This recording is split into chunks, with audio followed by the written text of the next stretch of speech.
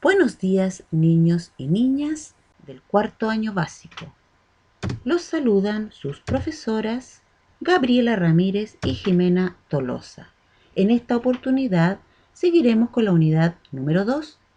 Cada uno es especial.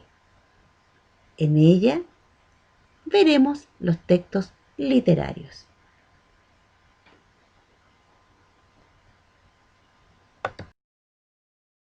El objetivo será profundizar su comprensión de las narraciones leídas, extrayendo información explícita e implícita, determinando las consecuencias de hechos y acciones, reconociendo el problema y la solución en una narración, expresando opiniones fundamentadas sobre actitudes y acciones de los personajes.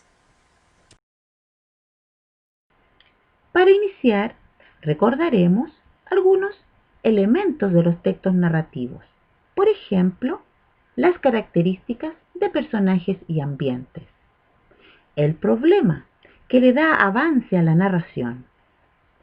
Causas y consecuencias de hechos que realizan los personajes.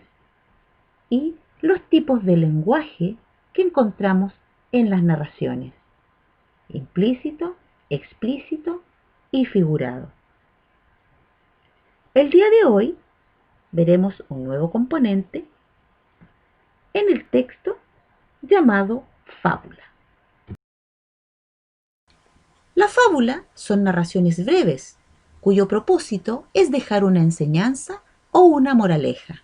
Generalmente ésta se ubica al final de la narración, pero a veces no aparece.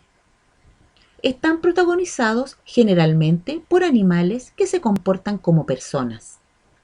Esto nos permite reflexionar sobre cómo actúan los seres humanos. La secuencia narrativa es el componente que reforzaremos hoy.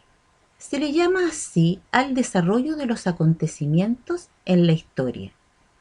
Por ejemplo, en el inicio, él o los personajes y su ambiente son caracterizados. Se describe el problema o conflicto al que se enfrentan. En el desarrollo se inicia la búsqueda de la solución, por lo que se producen nuevos acontecimientos y pueden aparecer otros personajes. En el desenlace, generalmente se alcanza una solución que puede ser a favor o en contra del personaje principal. A continuación, escucharás una fábula en el archivo adjunto y visualizarás la secuencia narrativa.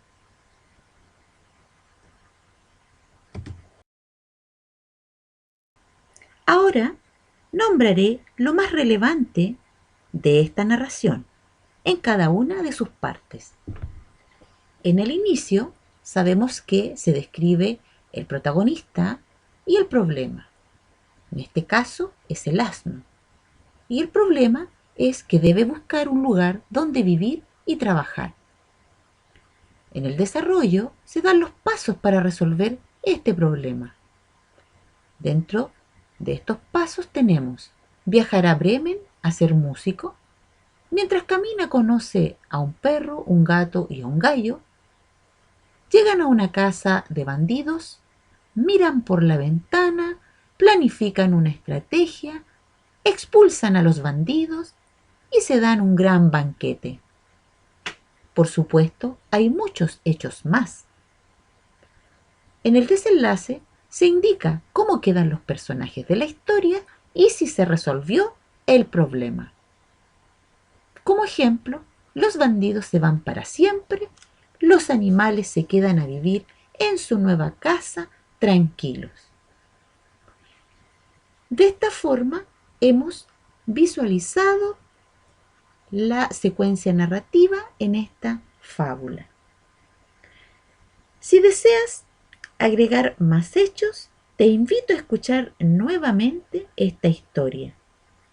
Y así podrás agregar elementos que sean un aporte a la búsqueda de la solución del problema.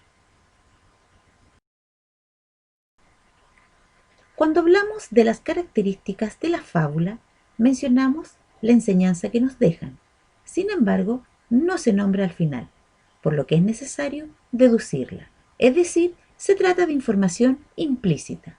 Por ejemplo, los valores de compasión y empatía que tiene el asno al invitar a los animales a su viaje y salvarlos de un destino cruel.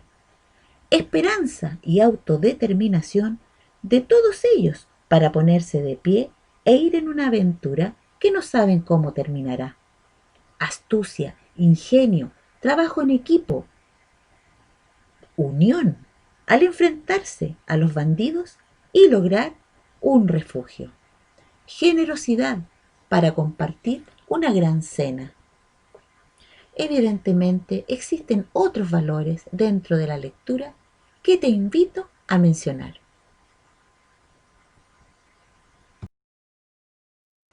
Para finalizar, piensa y responde. ¿Estás de acuerdo que los animales le quitaran la casa a los bandidos? Si es sí, debes de indicar por qué. Si es no, también debes indicar por qué.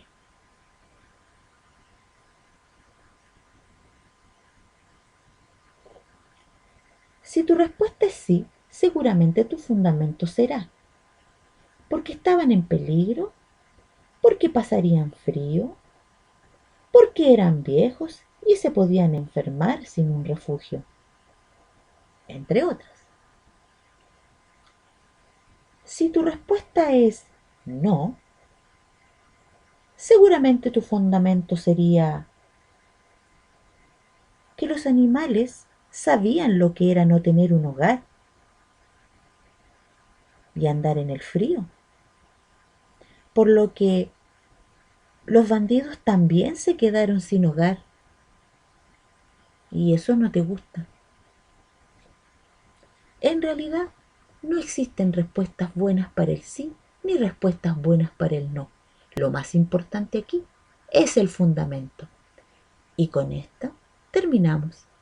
Y ahora, a practicar.